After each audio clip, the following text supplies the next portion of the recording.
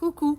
Aujourd'hui, j'aimerais partager quelques mots avec toi au sujet du conflit et te dire pourquoi, à mon sens, le conflit, c'est quelque chose de très beau, de magique, de très utile. Vraiment, c'est une belle opportunité, en fait, dans une relation pour grandir ensemble, pour s'enrichir de la différence de l'autre et pour évoluer, main dans la main. Parler de la relation de couple, donc la relation amoureuse. Mais tout ce que je vais partager, ça marche bien sûr pour toute relation. J'utilise la relation de couple parce que, à mon sens, c'est la relation à laquelle on va attacher le plus d'importance dans notre vie. Et c'est la relation qu'on entretient, qu'on vit au quotidien, bien sûr, la plus intime qu'on a. Et donc, en général, la plus nourrissante, la plus enrichissante. Mais aussi, du coup, la plus challengeante et parfois la plus éprouvante. Je sais aussi que parmi vous, beaucoup de personnes sont dans des parcours d'éveil, des parcours alchimiques par le biais du partenariat conscient, que l'on peut étiqueter de flammes jumelles, âme sœur, etc. Donc, ce podcast pourra parler à tous.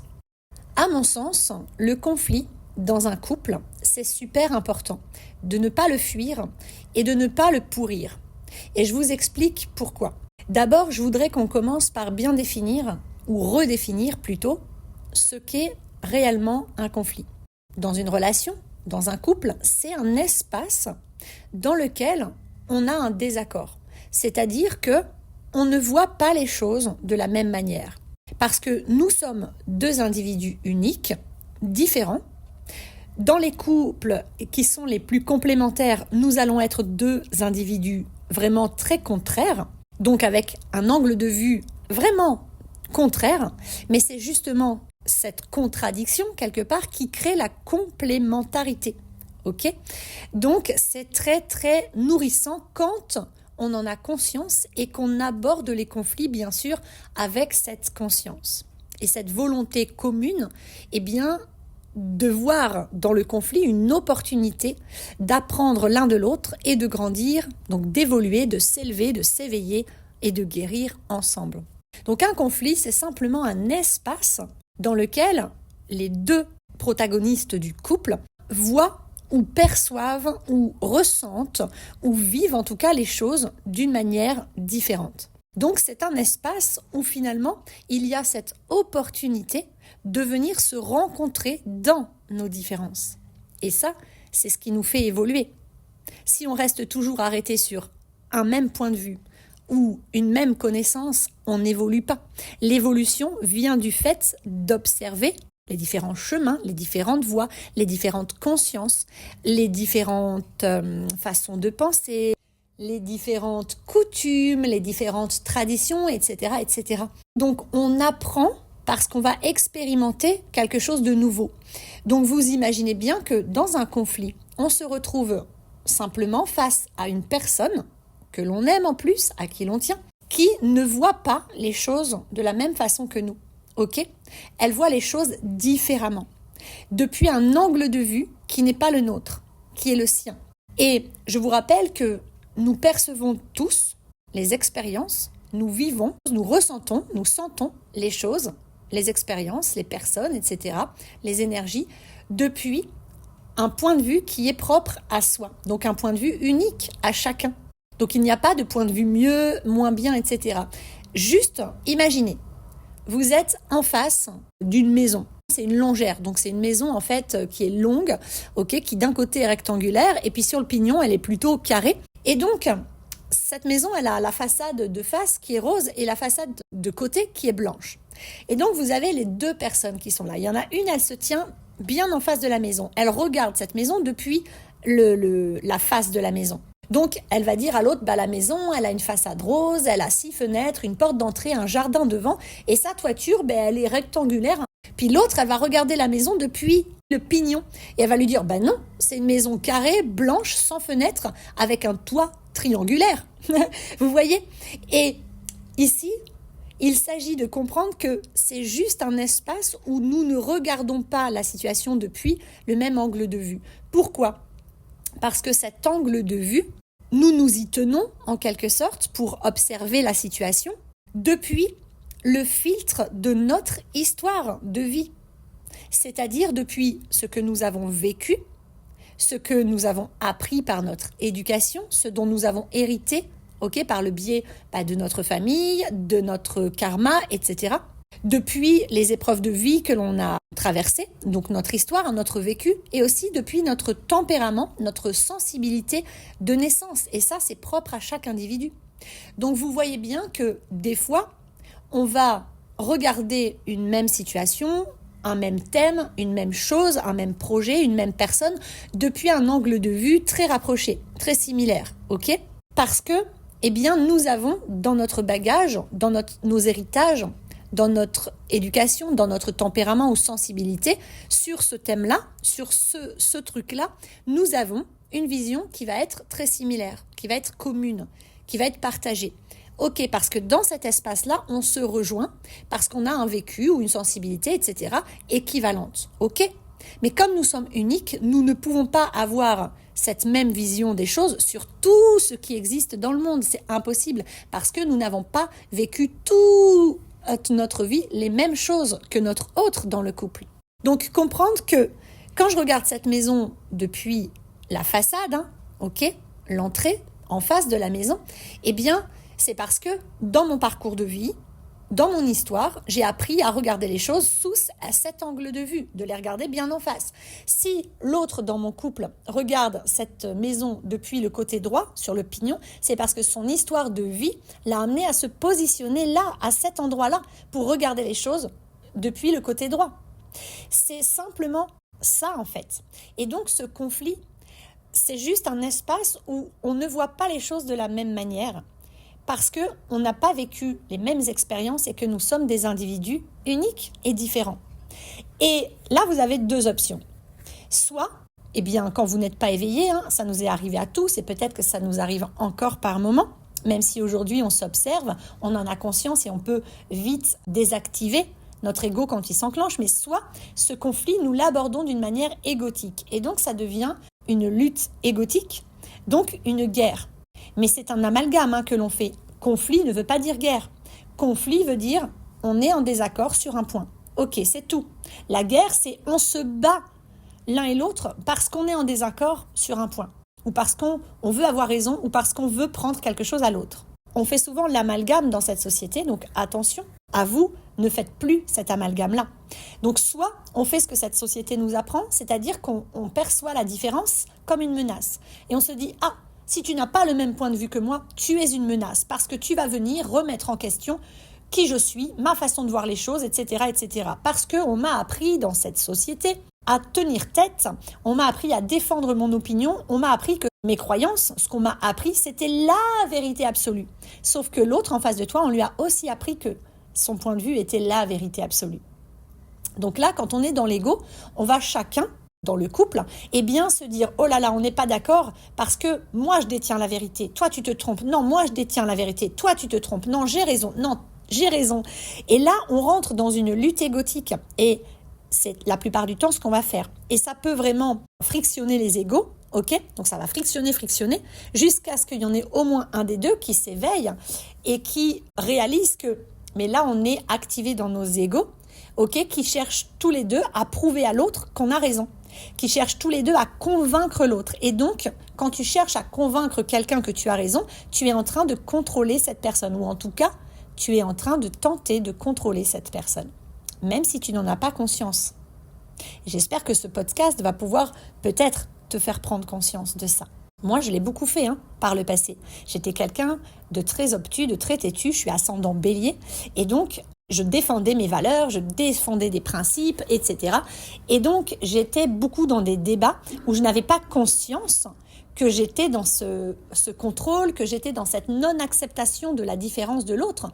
J'avais juste conscience, je me disais en tout cas, mon illusion intérieure, l'histoire que je me racontais, c'était « Oui, mais moi j'ai compris, je détiens la vérité et je veux que les gens que j'aime comprennent cette vérité parce que ça va les aider, ça va les guérir, ou c'est bon pour eux en fait. » Et donc, je cherchais à imposer cette vérité. Et bien sûr, dès qu'on cherche à imposer quelque chose, l'autre en face va se défendre. parce que ce n'est pas notre but et parce que personne n'a envie qu'on nous impose quelque chose. La preuve, c'est que toi-même, si ton autre essaye de t'imposer sa façon de voir les choses, tu vas aussi te défendre, tu vois, et donc vous allez rentrer en guerre. On y est tous passés. Alors moi, ce que j'aimerais vraiment te faire comprendre, c'est que ce conflit, donc soit tu pars dans la lutte égotique, et donc dans un combat qui peut durer longtemps, qui va nourrir en plus de la rancune, de la rancœur, de l'incompréhension. Et quand tu pars dans cette lutte, ce que tu dis à ton autre, c'est non, ta vérité, elle n'est pas valable en fait. Ce n'est pas la vérité, donc je ne te crois pas. Donc je t'invalide. Ok, donc je la rejette, cette part de toi. Je rejette ton point de vue. Je rejette ta façon de voir les choses.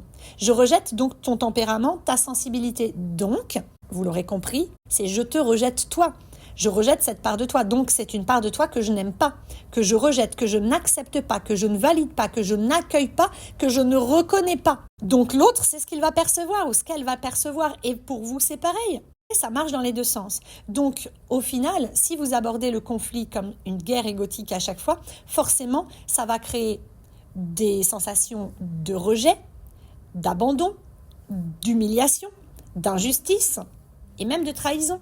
Et puis, vous allez nourrir en fait des énergies vraiment basses et des émotions lourdes comme voilà la rancune, la culpabilité, la colère, l'agacement, etc., etc., etc. Et tout ça, eh bien, ça ne nourrit pas le nous. Et le nous, c'est vraiment l'entité d'un couple. Un couple qui se rencontre dans l'amour inconditionnel qui est « je t'aime, je t'accueille, je t'accepte, je te valide tel que tu es ». Pour qui tu es, dans ta différence, et je m'enrichis de ta différence. Donc de toute façon, aborder un conflit de cette manière, ce n'est pas sain. C'est parce que on fait l'amalgame, comme je vous l'ai déjà dit, entre guerre et conflit. Toute cette société dans laquelle on est venu nous incarner, à cette époque, nourrit la séparation, la dissociation, pour que l'on soit séparés de nous. Et donc tout est fait pour qu'on voit des problèmes partout, pour qu'on voit des guerres partout. Et on nous apprend depuis des millénaires que la différence, c'est mal, que la différence, c'est pas acceptable et que la différence est notre ennemi.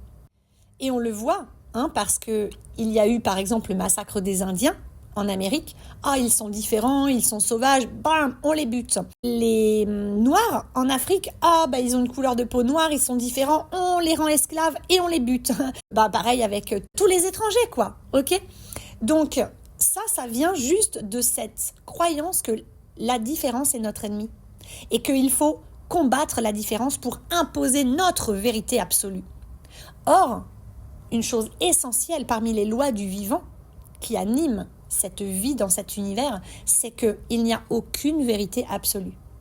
Il y a autant de vérité, donc de réalité, qu'il y a d'individus sur cette terre. Et c'est une hérésie, et c'est une grosse connerie de chercher à vouloir imposer son point de vue à quelqu'un, de vouloir forcer la personne à voir les choses depuis ton angle de vue, parce que de toute façon, elle n'en a pas les capacités.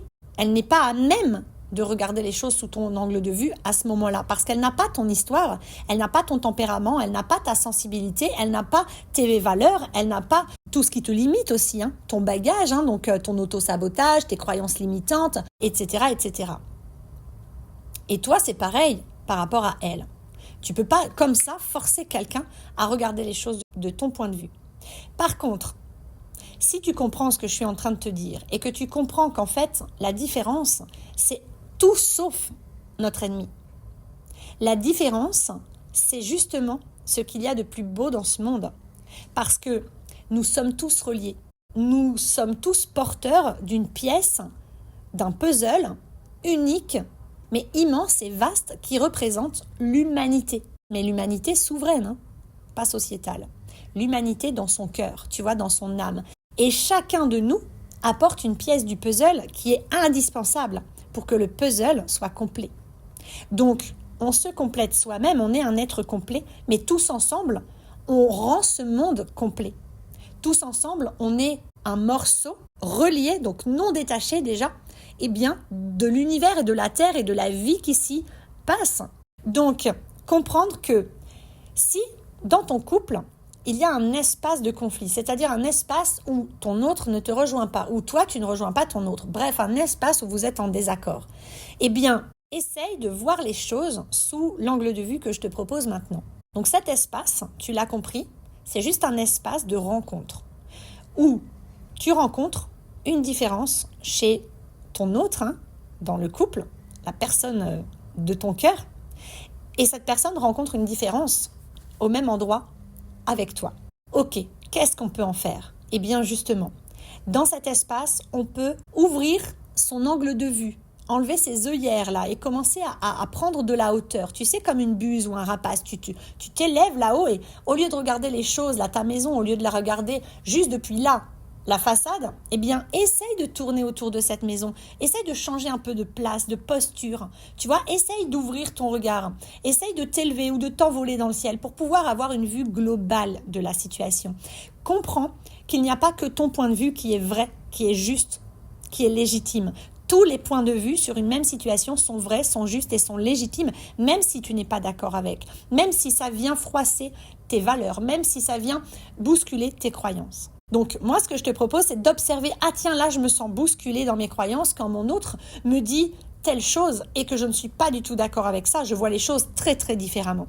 Ou que mon autre ressent les choses ou vit les choses de telle manière, eh bien voilà, ça crée du mouvement en moi, ça crée un inconfort, ça crée quelque chose de désagréable parce que derrière, je prends conscience qu'il y a cette peur, soit d'entrer en guerre et tout ce que ça peut engendrer, avec la peur de perdre l'autre, de décevoir l'autre, etc., d'être blessé par l'autre ou de blesser l'autre, enfin, toutes nos peurs dans le couple. Mais je vais prendre conscience que mon autre d'abord éprouve certainement la même chose avec ses propres peurs, à elle ou à lui, et je me rends compte qu'en fait, ces peurs-là cherchent à me faire basculer dans l'ego et donc entrer en guerre. Mais j'ai compris maintenant que le conflit n'était pas une guerre. Je ne fais plus cet amalgame-là. Je vais juste respirer et utiliser ce conflit, cet espace de désaccord, comme une opportunité d'apprendre un peu plus à connaître l'élu de mon cœur, en fait. Et en allant un peu plus rencontrer l'élu de mon cœur, eh bien, je vais aussi, moi, me développer. Je vais apprendre à mieux me connaître et je vais développer mes ressources, telles que la compassion, l'indulgence, l'ouverture de cœur, la tolérance, la patience, l'empathie, la compréhension, etc., etc. Et au lieu de dire à mon autre n'importe quoi, tu as tort, moi j'ai raison, et d'imposer ton point de vue, tu peux simplement dire à ton autre ah ouais, bah dis donc, on voit vraiment les choses de manière totalement opposée. Est-ce que ça te dirait qu'on en discute parce que j'aimerais beaucoup comprendre pourquoi toi tu vois les choses comme ça et pas moi. Et j'aimerais, si tu le veux bien, que tu essayes de comprendre aussi ma façon de voir les choses. Et là, tu développes ta capacité d'accueil, c'est-à-dire accueillir, accepter ton autre tel qu'il ou elle est, avec son tempérament, sa sensibilité et son histoire, et sa façon de percevoir le monde. C'est pas parce que il ou elle ne perçoit pas les choses comme toi que c'est ton ennemi et que c'est un problème. Au contraire, la différence n'est pas un problème. La différence, c'est hyper enrichissant, nourrissant, et c'est ce qui nous permet d'évoluer, d'apprendre de nouvelles choses pour toujours plus grandir, s'élever, s'éveiller, comprendre, affiner nos champs de conscience, les déployer, se perfectionner, s'améliorer quelque part. Donc, tu peux aller voir ton autre dans cet espace et proposer une communication, cœur à cœur, et dire ok, j'aimerais beaucoup comprendre ton point de vue, raconte-moi un peu ton histoire, parle-moi de ta façon de voir les choses, que j'en apprenne plus sur qui tu es, vraiment, que j'en apprenne plus sur la belle âme que tu es, sur ton fonctionnement, et que je puisse m'enrichir de ta différence. Et vice-versa, bien sûr. Et donc, dans un conflit, quand les deux âmes se rencontrent avec cette volonté d'utiliser cet espace de non-accord pour, réussir peut-être à s'accorder, et pas s'accorder en copiant l'autre, en imposant notre point de vue à l'autre, mais simplement s'écouter, s'accueillir, s'entendre, laisser infuser. Ah ouais, d'accord, ah oui, parce que quand on ouvre notre cœur et qu'on explique notre point de vue, qu'on explique pourquoi on voit les choses de cette manière-là, ça permet vraiment à l'autre de nous comprendre, ok, d'y voir plus clair. Et nous aussi, on va écouter l'autre depuis son point de vue et on va laisser infuser parce que l'idée, c'est pas de changer de point de vue. L'idée, c'est juste d'ouvrir son angle de vue pour avoir un regard global et complet sur la situation, sur le sujet dont on parle. Et mieux connaître notre autre et mieux comprendre son fonctionnement, mieux comprendre qui il ou elle est.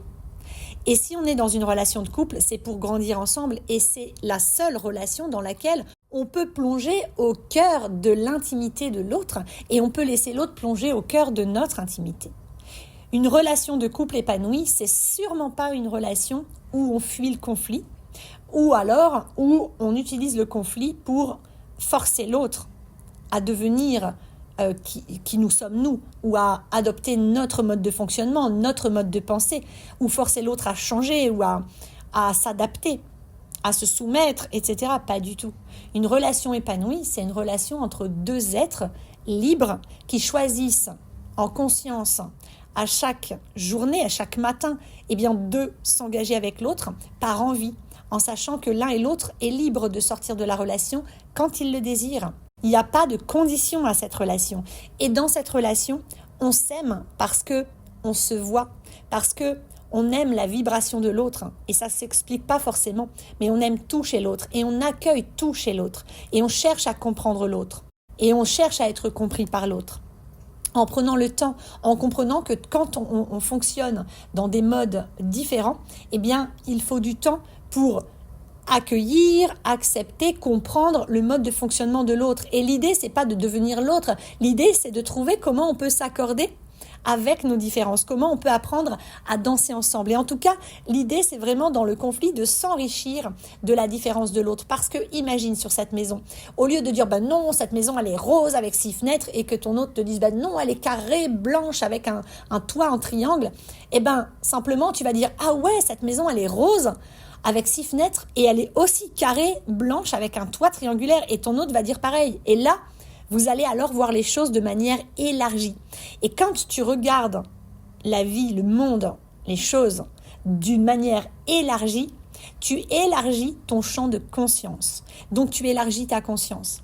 Donc tu deviens de plus en plus conscient.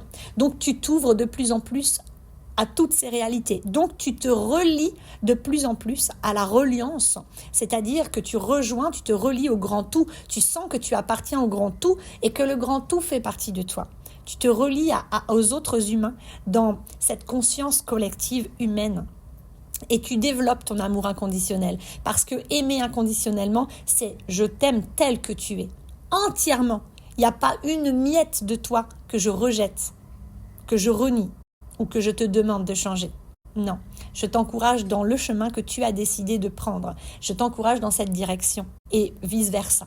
Et donc, ce conflit, quand les deux sont conscients du fait que c'est une réelle opportunité de grandir ensemble main dans la main, alors le dialogue va être ouvert. Alors les deux vont communiquer, vont prendre le temps de communiquer ensemble, d'entendre et de recevoir et d'accueillir le point de vue de l'autre et d'accepter le désaccord, d'accepter que tiens, sur tel sujet, on n'a pas la même vision des choses, mais j'entends ce que tu dis et j'essaye vraiment de comprendre ce que tu dis. Ok ? Et en tout cas, j'accueille ta vision des choses. Voilà. Et pareil, de l'autre côté. Et souvent, en faisant ça, on va se rendre compte que notre point de vue sur la chose va évoluer. Et pareil pour notre autre. Et que souvent, on va finir par se rejoindre dans un point de vue beaucoup plus complet et global, comme je vous ai dit. Parce qu'au lieu d'être d'un côté face à la maison et de l'autre côté juste sur le pignon, on va tous les deux venir à la place de l'autre. On va apprendre à regarder les choses depuis l'angle de vue de notre autre, mais progressivement. Ça peut pas se faire comme ça et ça peut se faire que si on est volontaire. On ne peut pas forcer quelqu'un à voir les choses depuis notre angle de vue. Par contre, on peut choisir de regarder les choses, d'apprendre à regarder les choses depuis les yeux de notre autre, depuis sa sensibilité, son tempérament. Parce que en vivant ensemble, en avançant dans cette relation avec le temps, on apprend à mieux se connaître soi-même et donc on apprend à mieux connaître l'autre. Et donc on se rencontre véritablement dans toute notre intimité la plus profonde, la plus sincère, la plus authentique. Et donc, on développe de l'empathie, de la compassion et donc on élargit notre regard au fur et à mesure.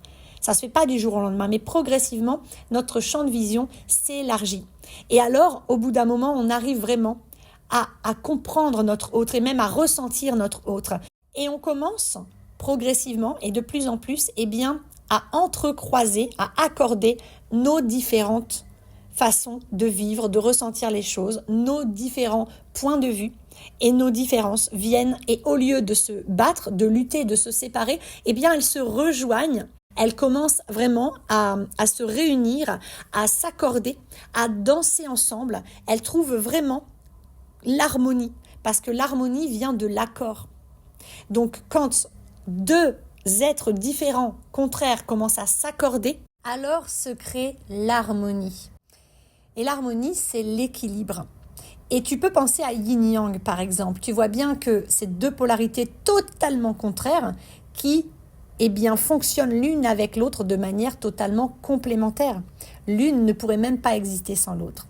Et tu vois bien que dans le conflit, tu as cette opportunité d'aller rencontrer ton autre dans sa différence et ensemble, grandir de cette différence, grandir du fait de mieux communiquer, vous élever ensemble et c'est très très nourrissant et c'est très très enrichissant.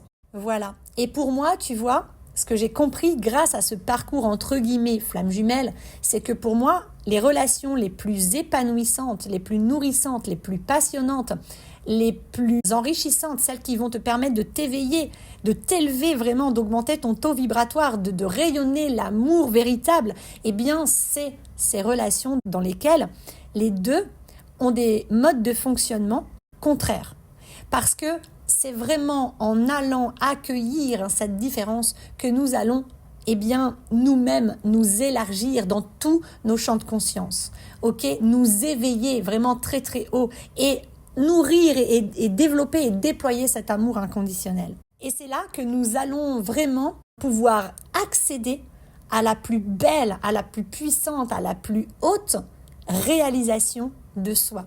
Tu vois que nous allons vraiment atteindre l'expression de soi la plus pure, la plus lumineuse, la plus puissante.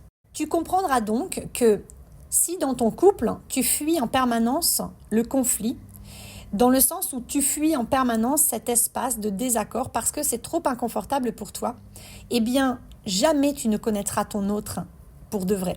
Et jamais ton autre ne te connaîtra. Vous ne vous rencontrez pas. Si tu ne rencontres pas ton autre là où il y a différence, tu ne sauras jamais qui il ou elle est véritablement. Et toi, c'est pareil, tu vas te réduire, tu vas te limiter. En fait, tu vas te contracter. Tu ne vas pas permettre à ton âme de réellement s'exprimer. Tu ne vas pas accéder à cet enrichissement, à cette évolution, à cet éveil. Tu ne vas pas grandir avec ton autre en fait. Vous allez stagner. Et c'est quand même, à mon sens, très très très très dommage. Voilà, donc fuir le conflit, c'est vraiment fuir le cœur de la relation. La rencontre de l'un et de l'autre dans nos modes de fonctionnement, dans notre être le plus authentique, dans notre sensibilité, notre vulnérabilité la plus pure, la plus grande, dans notre intimité la plus profonde. Et c'est cette rencontre qui va permettre vraiment l'épanouissement, le rayonnement des deux et à mon avis d'atteindre ce qu'on va appeler la fusion dans un parcours alchimique par exemple. Tu vois, la réunion en soi des deux côtés, c'est hyper important pour venir se rencontrer. Et quand on se rencontre en conscience, en présence avec cette volonté de comprendre l'autre, d'accueillir l'autre, d'aimer l'autre, d'apprendre de l'autre, de s'enrichir de l'autre, alors va naître vraiment ce qu'on appelle le nous, l'énergie du nous, c'est-à-dire l'entité du couple. On n'est plus que un et un autre, on est un autre et un nous. Et c'est juste, à mon sens, ce qu'il y a de plus magnifique et puissant à vivre, à sentir, à ressentir, à vibrer sur cette terre. Voilà, j'espère que ce podcast aura pu t'éclairer sur ton propre chemin d'évolution et pourra peut-être t'aider au sein de ta relation amoureuse ou d'une de tes autres relations, puisque ça marche vraiment pour toutes les relations, à mieux comprendre les choses et peut-être que tu auras envie d'aborder le conflit, le désaccord ou une situation particulière, peut-être dans une relation, depuis un angle de vue différent, depuis un angle de vue élargi. Ce que je souhaite vraiment, c'est que ça puisse t'aider à développer cette écoute de l'autre, cette compréhension que la différence, c'est ton amie la plus précieuse. Le conflit dans un couple, c'est un outil extraordinaire d'évolution. Très très positif, très très efficace. Quand il est sainement vécu, bien sûr. Voilà, je te remercie de m'avoir écouté jusqu'ici. N'hésite pas à cliquer sur le petit pouce vers le haut ou à t'abonner à ma chaîne pour m'encourager à continuer mes partages. Je t'en remercie bien chaleureusement et si tu souhaites me laisser un commentaire bienveillant et constructif sous cette vidéo, n'hésite pas, c'est toujours un plaisir de te lire et de te répondre.